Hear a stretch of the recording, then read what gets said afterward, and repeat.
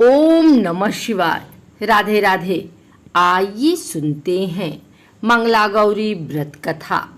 ईश्वर बोले, हे सनत कुमार, अब मैं अति उत्तम भौम व्रत का वर्णन करूंगा, जिसके अनुष्ठान करने मात्र से वैधव्य नहीं होता है। विवाह होने के पश्चात 5 वर्षों तक यह व्रत करना चाहिए। इसका नाम मंगला गौरी व्रत है। यह पापों का नाश करने वाला है। विवाह के पश्चात प्रथम श्रावण शुक्ल पक्ष में पहले मंगलवार को यह व्रत आरंभ करना चाहिए। केले के खंभों से सुशोभित एक पुष्पमंडल बनाना चाहिए और उसे अनेक प्रकार के फलों तथा रेशमी वस्त्रों से सजाना चाहिए। उस मंडप में अपने सामर्थ्य के अनुसार देवी की सुवर्णमयी अथवा अन्य धातु की बनी प्रतिमा स्थापित करनी चाहिए। उस प्रतिमा को 16 उपचारों से, 16 दुर्वा दलों से, 16 चावलों से तथा 16 चने की दालों से मंगला गौरी नामक देवी की पूजा अर्चना करनी चाहिए और 16 बत्तियों से 16 दीप जलाने चाहिए। दही तथा भात का नैवेद्य भक्ति पूर्वक अर्पित करना चाहिए।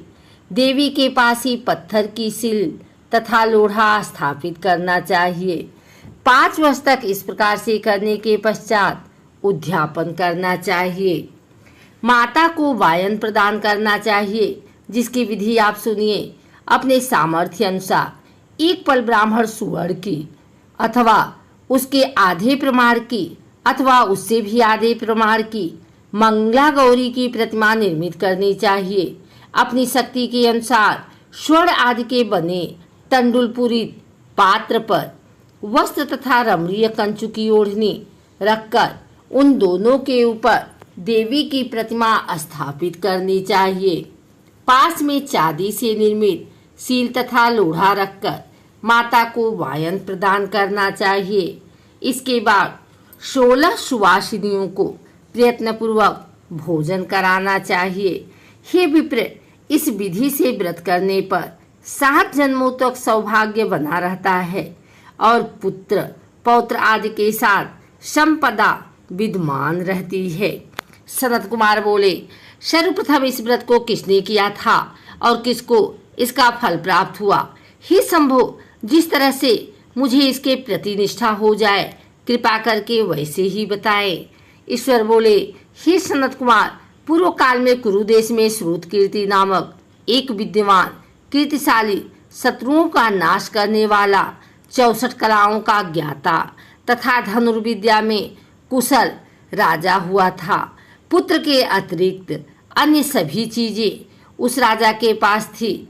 अतः वह राजा संतान के विषय में अत्यंत चिंतित हुआ और जब ध्यानपूर्वक देवी की आराधना करने लगा, तब उसकी कठोर तपस्या से देवी प्रसन्न हो गई और उससे यह वचन बोली, हे सुव्रत, वर मांगो। श्रुत कीर्ति बोला, हे देवी, यदि आप मुझ पर प्रसन्न हैं तो मुझे सुंदर पुत्र दीजिए। हे देवी, आपकी कृपा से अन्य किसी भी वस्तु का अभाव नहीं है। उसका यह वचन सुनकर पवित्र मुस्कान वाली देवी ने कहा, हे राजन, तुमने अत्यंत दुर्लभ वर मांगा है, फिर भी कृपावश मैं तुम्हें अवश्य दूंगी। किंतु हे राजेंद्र, सुनिए, यदि परम गुणी पुत्र चाहते हैं तो वह केवल 16 वर्ष तक जीवित रहेगा, और यदि रूप तथा विद्या से विहीन पुत्र चाहते हैं तो दीर्घजीवी होगा। देवी का यह वचन सुनकर राजा चिंतित हो उठा और पुनः अपनी पत्नी से परामर्श करके उसने गुणवान तथा सभी शुभ लक्षणों से संपन्न 16 वर्ष की आयु वाला पुत्र मांगा। तब देवी ने भक्ति संपन्न राजा से कहा, हे नृपनंदन, मेरे मंदिर के द्वार पर आम का वृक्ष है, उसका एक फल लाकर मेरी आज्ञा से अपनी भार्या को उसे भक्षण करने हेतु प्रदान करो, जिससे वह शीघ्र ही गर्भ धारण करेगी, इसमें संदेह नहीं है। प्रसन्न होकर राजा ने वैसा ही किया और उसकी पत्नी ने गर्भ धारण कर लिया। 10वें महीने में उसने देवतुल्य सुंदर पुत्र को जन्म दिया। तब हर्ष तथा शोक से युक्त राजा ने बालक का जातकर्म आदि संस्कार किया और शिव का स्मरण करते हुए उसका नाम चिरायु रखा। इसके बाद पुत्र के 16 वर्ष के होने पर पत्नी सहित राजा चिंता में पड़ गए और वे विचार करने लगे कि यह पुत्र बड़े कष्ट से प्राप्त हुआ है और मैं इसकी दुखद मृत्यु अपने ही सामने कैसे देख सकूंगा। विचार करके राजा ने पुत्र को उसके मामा के साथ काशी भेज दिया। प्रस्थान के समय राजा की पत्नी ने अपने भाई से कहा कि कार्पटिक का वेश धारण करके आप मेरे पुत्र को काशी ले जाइए। मैंने भगवान मृत्युंजय से पूर्व में पुत्र के लिए प्रार्थना की थी और कहा था कि हे विश्वेश्वर, आप जगतपति की यात्रा के लिए मैं उस पुत्र को अवश्य भेजूंगी। अतः आप मेरे पुत्र को आज ही ले जाइए और सावधानी पूर्वक इसकी रक्षा कीजिएगा। अपनी बहन की यह बात सुनकर भांजे के साथ वह चल पड़ा। कई दिनों तक चलते चलते वह आनंद नगर में पहुंचा। वहां सभी प्रकार के समृद्धियों से संपन्न वीरसेन नामक राजा रहता था। उस राजा की एक सर्वलक्षण संपन्न युवावस्था प्राप्त मनोहर तथा रूप लावण्यमयी मंगल गौरी नामक कन्या थी। सभी उपमानों को तुच्छ करके सौंदर्य अभिवृद्धि को प्राप्त कर वह कन्या किसी समय सखियों के साथ नगर के उपवन में क्रीड़ा करने के लिए गई हुई थी। उसी समय वह चिरायु तथा उसका मामा वे दोनों भी वहां पहुंच गए और उन कन्याओं को देखने की लालसा से वहीं विश्राम करने लगे। इसी बीच विनोद पूर्वक क्रीड़ा करती हुई उन कन्याओं में से किसी एक ने कुपित होकर राजकुमारी को रांडा कहा। यह कुवचन कह दिया। तब उस अशुभ वचन को सुनकर राजकुमारी ने कहा, तुम अनुचित बात क्यों बोल रही हो? मेरे कुल में तो इस प्रकार की कोई नहीं है। मंगला गौरी की कृपा से तथा उनके व्रत के प्रभाव से विवाह के समय जिसके सर पर मेरे हाथ से अक्षत पड़ेंगे, हे सखी, वह यदि अल्पायु वाला होगा तो भी चिरंजीवी हो जाएगा। इसके बाद वह सभी कन्याएं अपने अपने घर चली गई। उसी दिन राजकुमारी का विवाह था। वह ब्राहिक देश के दृढ़धर्मा नामक राजा के सुकेतु नाम वाले पुत्र के साथ उसका विवाह निश्चित किया गया था। वह सुकेतु विद्याहीन, कुरूप तथा बहरा था। तब सुकेतु के साथ आए हुए उन लोगों ने विचार किया कि इस समय कोई दूसरा श्रेष्ठ वर ले जाना चाहिए और विवाह संपन्न हो जाने के बाद वहां सुकेतु पहुंच जाए। उन लोगों ने चिरायु के मामा के पास जाकर याचना की कि आप इस बालक को हमें दे दीजिए जिससे हमारा कार्य सिद्ध हो जाए। इस पृथ्वी पर परोपकार के समान दूसरा कोई धर्म नहीं है। उनकी बात सुनकर चिरायु का नाम मन ही मन बहुत प्रसन्न हुए, क्योंकि उसने उपवन में पहले ही कन्या मंगला गौरी की बात सुन ली थी। फिर भी उसने एक बार कहा कि आप लोग इसे किस लिए मांग रहे हैं? कार्य की सिद्धि हेतु वस्त्र, अलंकार आदि मांगे जाते हैं, वर तो कहीं भी नहीं मांगा जाता। तथापि आप लोगों का सम्मान रखने के लिए मैं इसे दे रहा हूँ। इसके बाद चिरायु को वहां ले जाकर उन लोगों ने विवाह संपन्न कराया।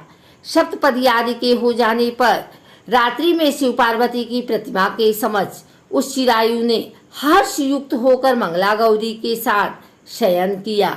उसी दिन चिरायु के 16 वर्ष पूर्ण हो चुके थे और अर्धरात्रि में साक्षात काल स्वरूप वहां आ गए। इसी बीच संयोगवश राजकुमारी जाग गई।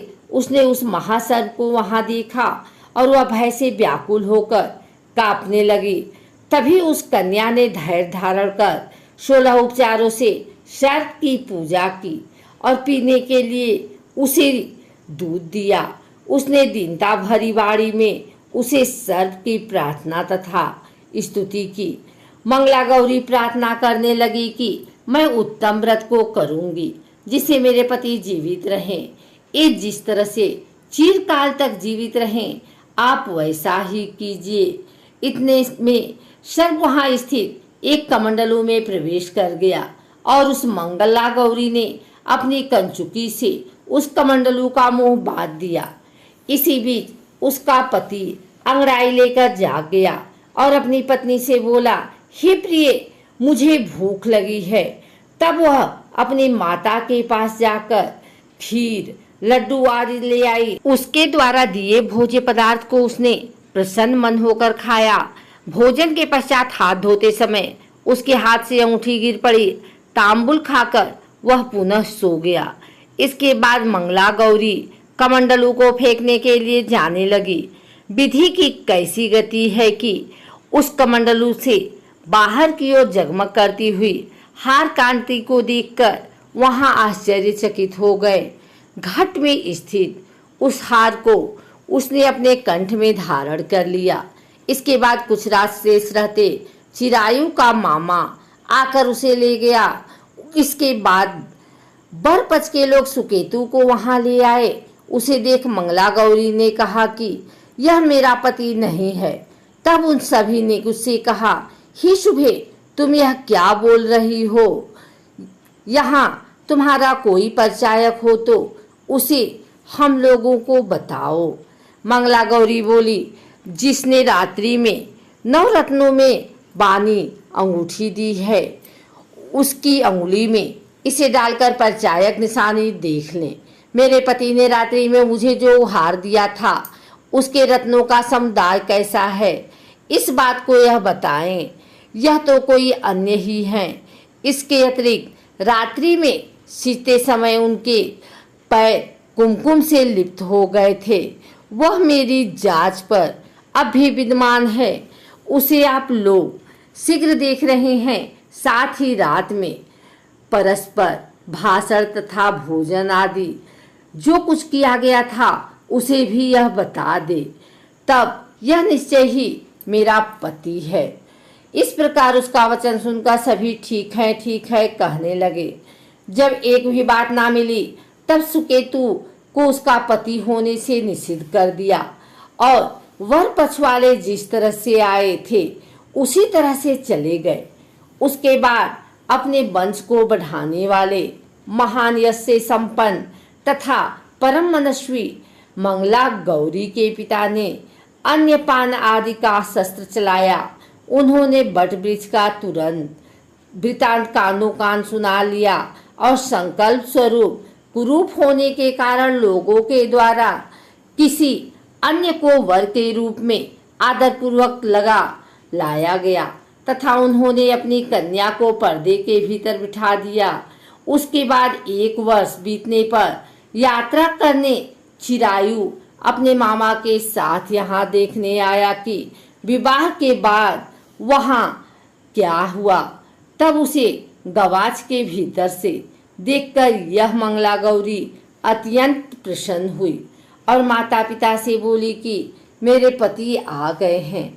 राजा ने अपने गुरुजनों को बुलाकर पूर्व में कहे गए सभी परिचायकों को निशानी को देखकर मंद मुस्कान वाली अपनी कन्या चिरायु को सौंप दी।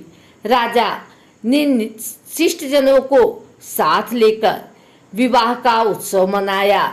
इसके बाद राजा वीरसेन ने वस्त्र आभूषण आदि सेना, घोड़े, रथ और अन्य भी बहुत सी सामग्रियां देकर उन्हें विदा किया। उसके बाद कुल को आनंदित करने वाला वह चिरायु पत्नी तथा मामा के साथ लेकर सेना के साथ अपने नगर पहुंचा। लोगों के मुख से उसे आया हुआ सुनकर उसके माता पिता को विश्वास नहीं हुआ। उन्होंने सोचा कि प्रारब्ध अन्यथा कैसा हो सकता है। इतने में वह अपने माता पिता के पास आ गया और स्नेह से परिपूर्ण हो चिरायु भक्तिपूर्वक उनके चरणों में गिर पड़ा। तब अपने पुत्र का मस्तक सूंघकर उन दोनों ने परम आनंद प्राप्त किया। पुत्र वधू मंगला गौरी ने भी सास ससुर को प्रणाम किया। तब सास उसे अपनी गोद में बिठाकर वृतांत शीघ्रतापूर्वक पूछने लगी। हे महामुने, तब पुत्र वधू ने भी मंगला गौरी के उत्तम व्रत महात्म्य तथा जो कुछ घटित हुआ था वह सब वृतांत बताया। हे सनत कुमार, मैंने आपसे इस मंगला गौरी व्रत का वर्णन नहीं किया है। दिया जो कोई भी इसका श्रवण करता है अथवा जो इसे कहता है उसके सभी मनोरथ पूर्ण हो जाते हैं, इसमें संदेह नहीं है। सूत जी बोले, हे ऋषियों, इस प्रकार शिव जी ने मुस्कुरा करके मंगला गौरी व्रत बताया और उन्होंने सभी कार्यों को पूर्ण करने के लिए कहा। यह सुनकर महान आनंद प्राप्त हुआ।